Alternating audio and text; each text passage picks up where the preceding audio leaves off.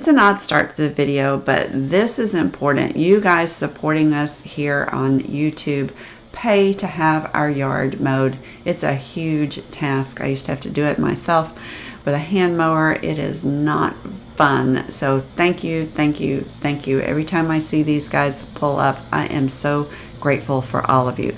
But let's jump into our video. It was kind of a down and dirty week, but lots of things going on.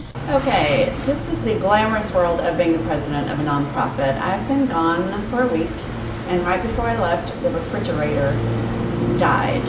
And Joe remembered a week later to clean it out and throw away the food, but she remembered late yesterday. So the food is outside, but she didn't actually clean it. So when you open it, it is gross and disgusting and smells like death. So I'm going to try not to throw up, and I'm going to go ahead and just got a whiff of it. Get everything out of here. Now I'm going to have to wash and sterilize all the cans, and it's going to be a huge amount of work. So yeah, nobody likes to do the dirty work. I don't like it either, but somebody's got to do it. All right. That may be too loud with him mowing for y'all to know what's going on, but I've got my germicidal bleach, my bleach water made. Now I just have to put everything in here. Make sure everything is fully submerged, that the bleach can do its thing. I had some stuff soaking, and then we'll get it out and let it air dry. Okay, now I've got a bucket of stuff that's a little bit questionable because it was open. So I'm going to go pour it all down in the sink, because they say you should not throw stuff in the landfill with liquid in it. You need to release it back into the environment. So I'm going to go pour that down the sink while some things soak in there. And this is soaking. Let's talk a little bit about bleach as a disinfectant. So bleach is great. It's just chlorine, which is what purifies all the water that we drink that comes from centralized water plants. So it's not toxic in small amounts to humans. It's a great at killing germs. None of this stuff actually touched anything, but it was in that fridge, and there might have been mold spores and stuff that got up on the can. So I did want to clean everything. So bleach works. You have to really worry about concentration and time are the two things that are important. So we've measured out how much bleach for the water, and then we're soaking things for a few minutes, and then we're letting it air dry. Now, the one thing that bleach is not good at is killing mold on wood. Bleach is best on really hard, non-porous surfaces. That's why you see it used in hospitals. And hospitals, as you know, have a lot of stainless steel, hard plastics, because they're easy to clean and keep germ-free. The molecule's so big, it doesn't go well into the wood pores. It'll actually cling to the surface. So there are other things to use for mold on wood. But for something like this, it's, like I said, safe for people in small concentrations. You wouldn't want to pour it out undiluted in your yard. It can be bad for plants. But I'm doing it up here on the porch. I'm just going to pour the water down. It goes to our little step area. Let me show you. There, where we don't want it anyway. And it'll just sit there and evaporate. So I'm going to just keep on with my process. So Rich is here, so I'm going to gain back some time. We now need to put, long story, our water heaters over here. So all of this has to be cleaned out, so I can help him move this cabinet out of the way and that cabinet out of the way and clear this space for the water heaters, because that is a critical path item for getting the apartment done. So I'm going to leave Rich down here toiling away. Thank you, Rich. Hello. And go sit upstairs and watch for tours, because Walter's off giving a tour. More reinforcements. Kathy's here. She just came to visit, and look what happened. Got put to work. I got put to work. There is no just visiting. That's right. It was one of those long, crazy, hectic days with all this random stuff going on, and I had to stay late because something fun was happening. We had the Spellbound Dancing Witches come, and they are a nonprofit dance troupe based out of League City. They perform all over the Galveston Gulf Coast area for local events and fundraisers. So their goal is to combine this fun dancing and community service to raise funds and supplies for local charities. And it's just a great group of women. They have a blast, but they were doing a professional photo shoot and shooting some promos at the house, and they perform at our Ghost Coast event. So I stayed to watch. All right, this is the Spellbound Dancing Witches. And if you want to draw attention to yourself, just put a bunch of dancing witches out in front of your house with music. Cars were pulling over and honking. People were walking up and filming. It was just a lot of fun.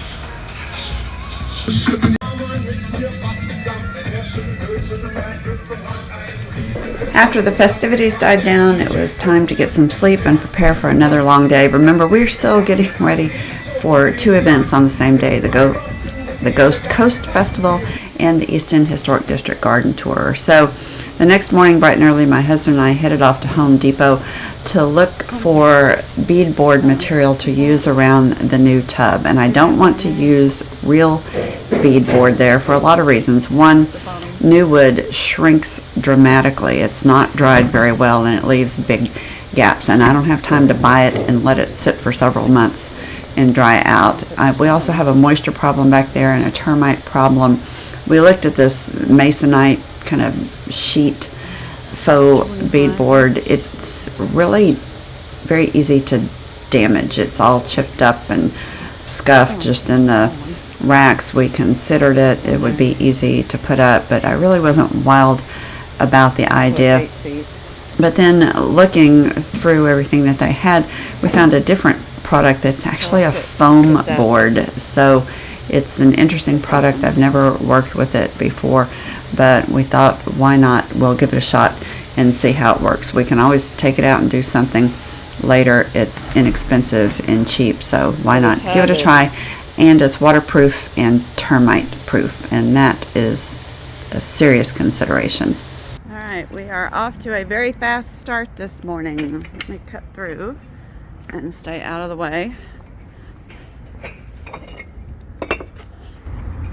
We're moving stuff. Well, they're moving stuff again. We're going to get a new outdoor meter here so that we can get some outside power going. So they're going to run conduit down this fence, put plugs all along the fence in this direction, and then they've brought a trenching machine, and they're going to tee off and come over and get a plug in the greenhouse. So this is part of our long-term outdoor plan. We've got that wedding coming up. We need lighting in the greenhouse on a permanent basis. We need security lighting in the backyard. We had a solar street light on our palm tree that we lost right here. So now this corner is dark again. So we're going to put some security lighting way in that corner over there, facing out. We're probably going to put 4 lights on the top of the garage, some facing out this way, some facing to the back of the house to get that safe. We don't have a porch light on our back porch yet, and it's very dark when people come out of there. We have a battery powered light we bring out and hang out there, but it's dangerous coming down the steps, so we need something up high over here shining down that way to provide some light. And we're putting a relatively big box. We're going with a 200 amp service because in the long run we'll have festivals and things, and we might have people that need plugs for cooking equipment or other things, or for catering out here. So we're trying to plan ahead and make sure we have the capacity. And then also we need just lighting in the yard, decorative lighting, so we'll have up lights on the house and on the trees at some point when we get a full lighting plan in. And we're doing it as a separate meter out here. A couple of reasons. It's a lot to trench from over here and get out where we need. That would be complicated. And then also with a separate meter, we can do a free nights and weekend service. So all of our lighting out in the yard at night won't cost us anything in the long run. So we can have quite a bit of light and really do some pretty things with the house and the lighting and not have to pay for the power. But now I think we're going to have a long-term plan for our stuff. So probably this will start getting cleared out some more and moved under the front porch. But it's a fabulous day. It's gorgeous. It was only 74 degrees driving down here. It's breezy. It's dry. This is a great day to do some of this. So I'm going to be back and forth at the Lucas getting ready for the home tour down there, and then kind of coming back and forth to make sure this is going right and they're getting it set up properly.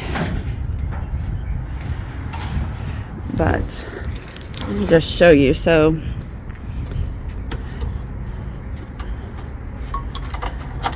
this is that old service.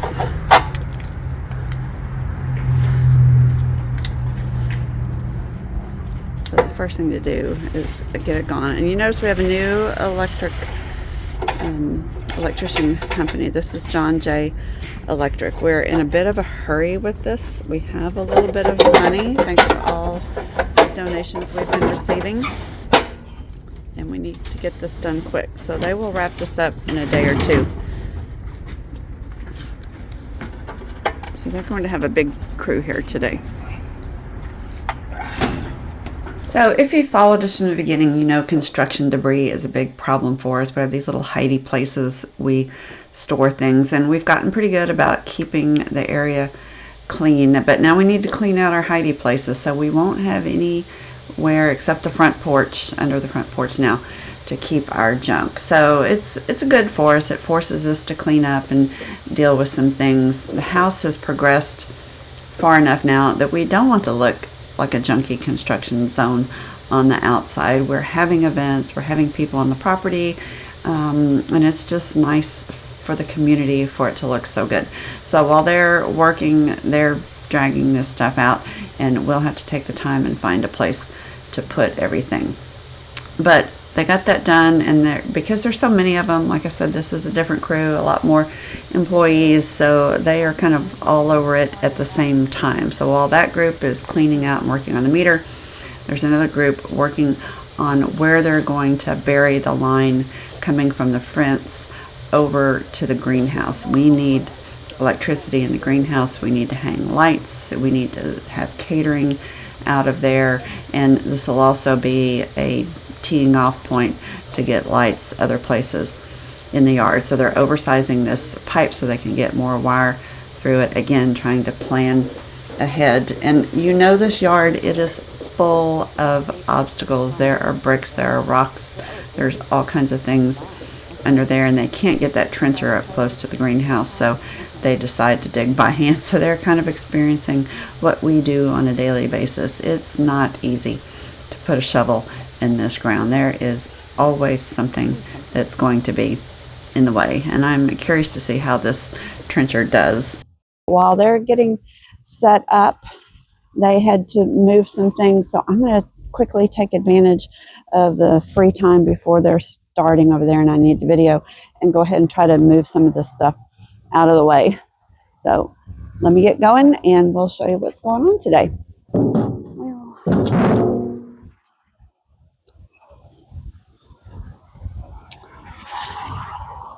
Okay, I've had a change of heart. So we are constantly cleaning up and moving stuff, and I was going to move this and put it under the front porch, but now I'm thinking Ricardo might need to use some of it, in the greenhouse, and it doesn't make sense to move it all the way to the front porch and then have them move it again. So I'm going to leave this alone for right now. The brick I know they don't need for the greenhouse is some of the new stuff that we bought for the pad. So yeah, I need to be smart. I don't want to move this 4 or 5 more times. So I'm going to stop and ponder a bit. They finished their hand digging over there and came to get me to show me a few things. They were very concerned about cutting through some of the pipes and things they found in the ground. Of course, they found bricks and all kinds of other junk, but they weren't sure what was in the pipes. But I assured them that everything in the yard is inactive. There's no water, there's no electricity, there's nothing running out into the grounds. They can cut through whatever they want. So they kept working and went to grab all the materials that had just shown up, and it's going to be a lot of conduit to get this done. It's a very long run across the back of the fence and then over to the greenhouse and then all around the edges of the garage to bring the lighting forward. It was time to bring in the trencher and get started, and of course it did not go very well. They were about a foot away from the fence and they could not get it to go down in the ground, and of course that's because there are remnants of yet another concrete slab over here. I know it's shocking, but they hit concrete. I mean, hey, it happens. Then it started going a little bit better and the trencher made quick work. But again, it hit a lot of things along the way. Of course, I have 1,000,001 things that I need to be doing, but I have to stop everything and start digging through the dirt to see if there's any treasures out there. Once we hit that trash pile when we were excavating before, we're very excited anytime we dig to see if we can find something else. So over in this area there were just some broken little shards of glass and things, but we saved them just because they're fun.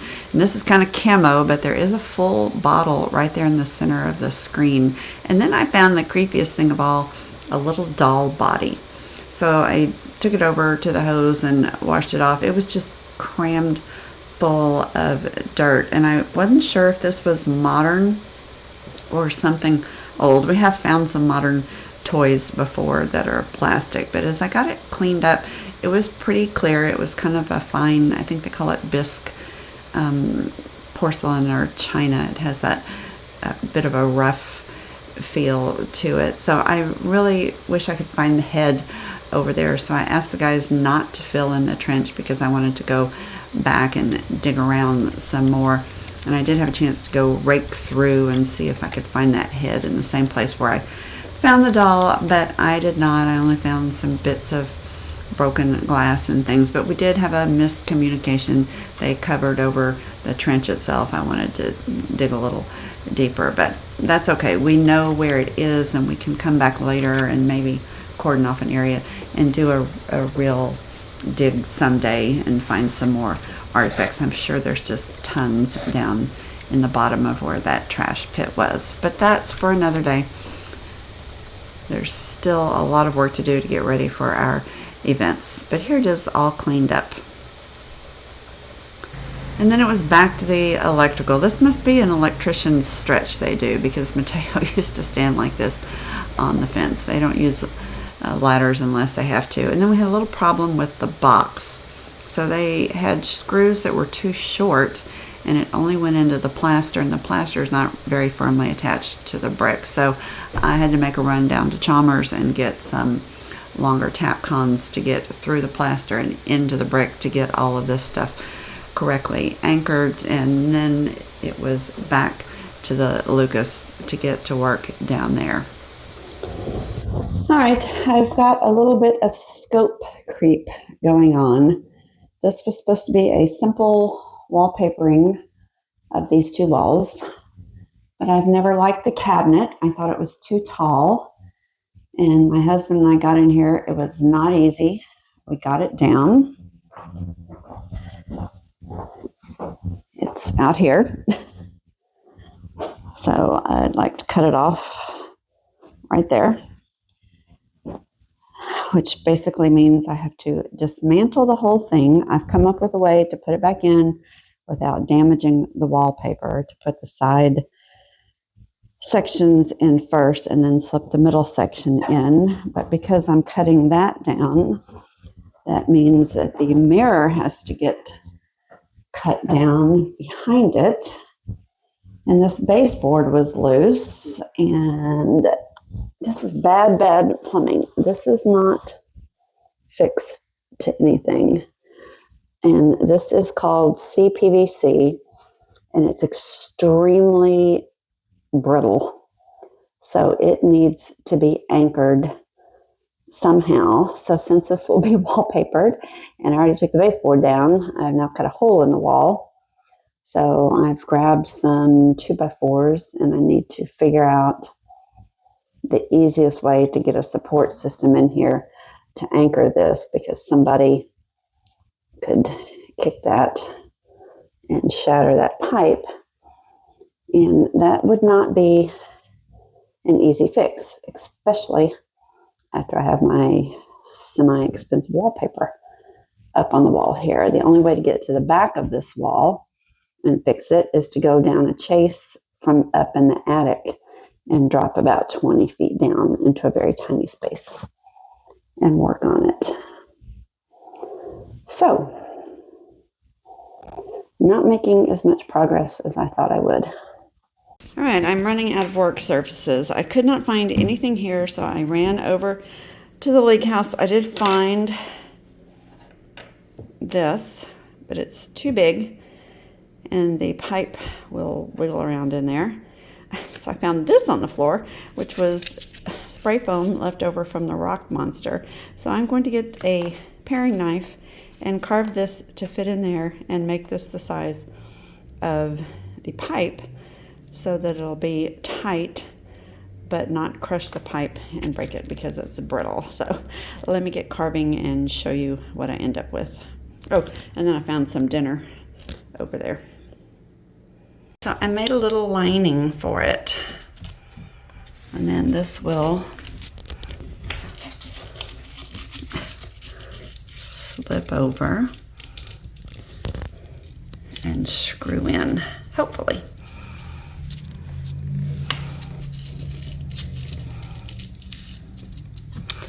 All right, now I just need to get screws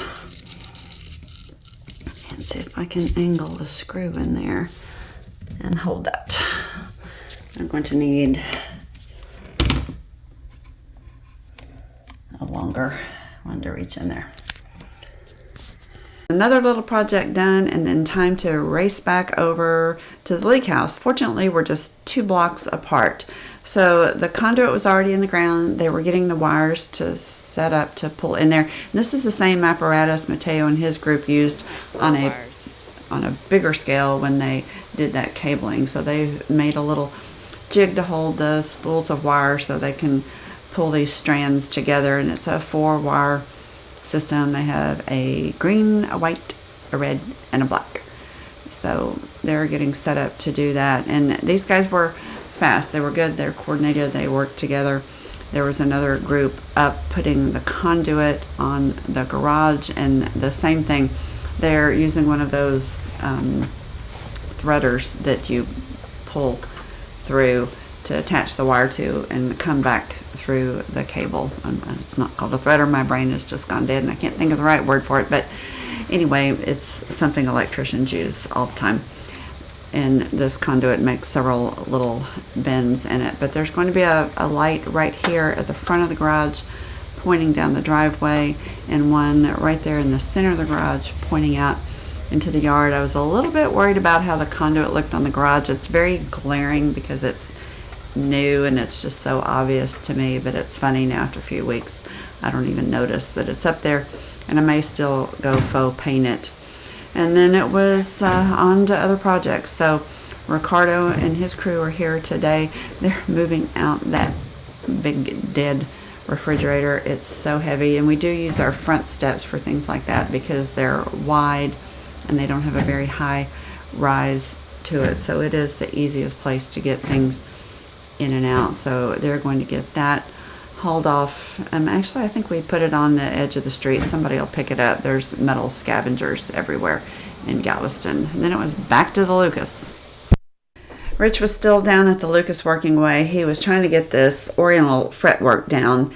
It was put up by the people that remodeled back in 1998 to 2000, and it's nice, but we really don't want to use it kind of in the new style of the bathroom that we have. We may put some other corbels up here. But we could not figure out how it was attached, so Rich had been examining it and decided he needed some very small Phillips head screwdrivers to get this down. And our tools are such a hodgepodge, but I headed off to the utility room to see if I could find him something.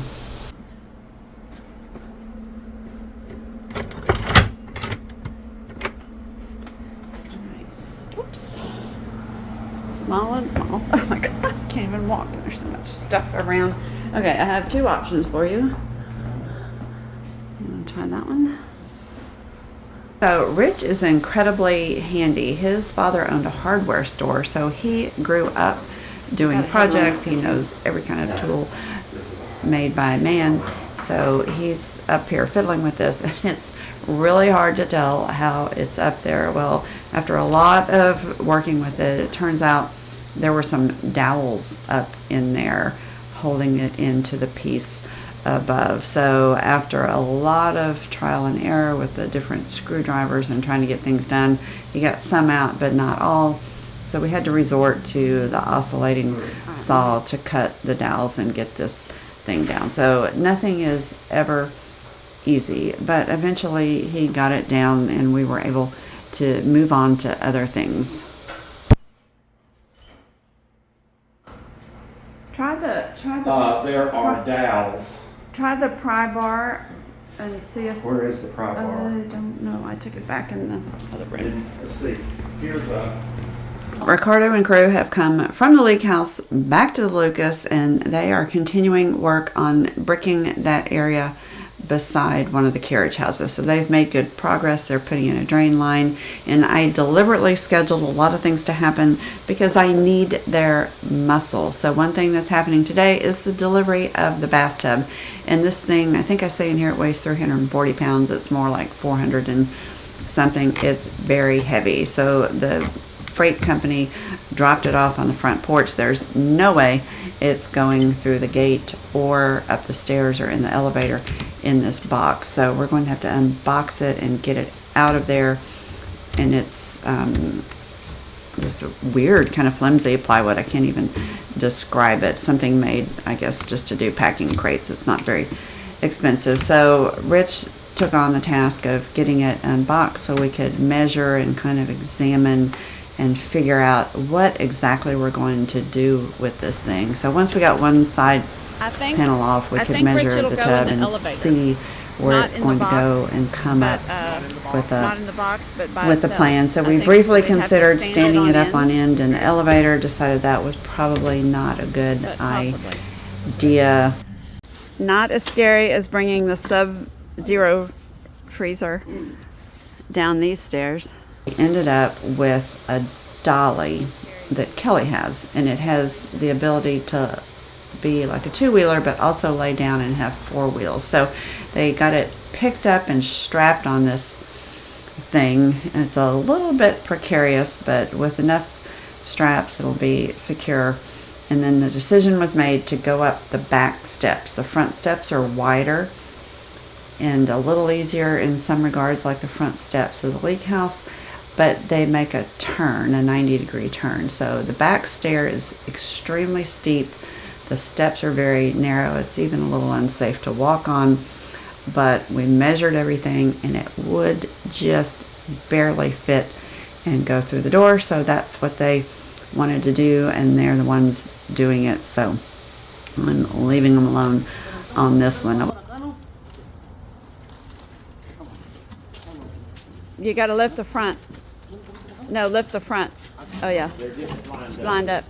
Yeah, yeah. And you just have to be really careful that one, see where it sticks out, that one side? Yeah, it should fit.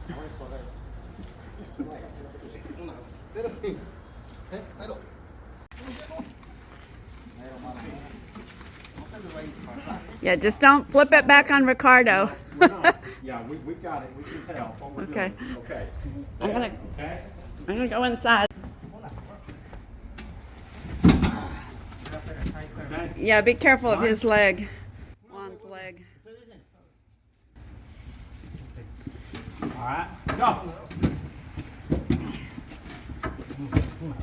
Go. Go. Wait, let Juan be the go because he's got to get his leg out from Okay. underneath, okay? Ready? Wait for Juan to say go. All right. Okay. Because he's got a leg in a precarious place. When I say I'm leaving them alone, I should clarify. I'm letting them choose the route. I need to be their eyes because they are working blind. The back end cannot see what the front end is doing, and vice versa. Hold on. Let Juan get.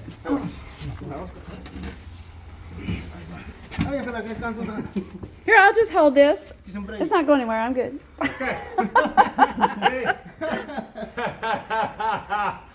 Here, I'll wrap this around my wrist and help. Okay, you got 1, 2, 3, 4 more steps. Wait, let Juan get. Okay. He's clear. I know you've heard me say it over and over and over, but I love these guys. They work so hard and they have the best attitude, and they put up with me, and they are always laughing and joking and happy doing their work.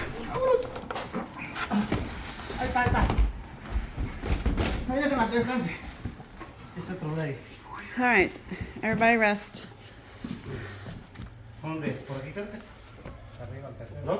Yeah, what's up? Oh, you want to move that? Hold on.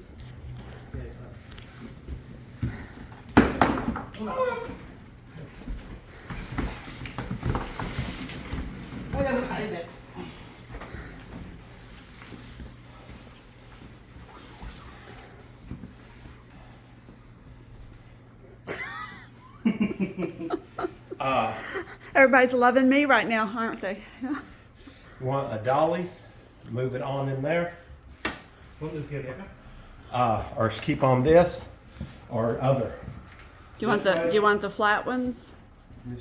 I'll go get them. I'll go get them. We're going in there. You want to just leave it on there?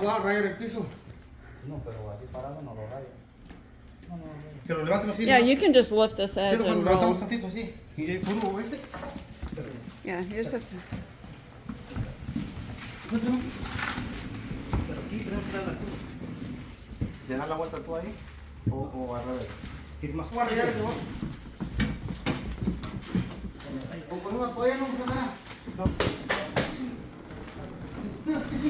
I'm a little worried once we get it this far, because when we get in this back hall, it has to make a tight 90-degree turn, and the hall is not much wider than the tub. So I'm wondering if they're going to have to stand it on end and carry it in by hand, or exactly what's going to happen. But there's nothing to do but give it a try and see what happens. So they have a bit of a discussion, and they go ahead and are able to get it in without too much trouble, fortunately. Go in and then. Yeah, we just get it in there, then we can. Y'all. Is it wide enough? Oh yeah. Okay. What? Juan says I'm killing him. It's hard. I think we all may have 10 minutes sitting in the air conditioner when y'all are done. It's just a doorknob.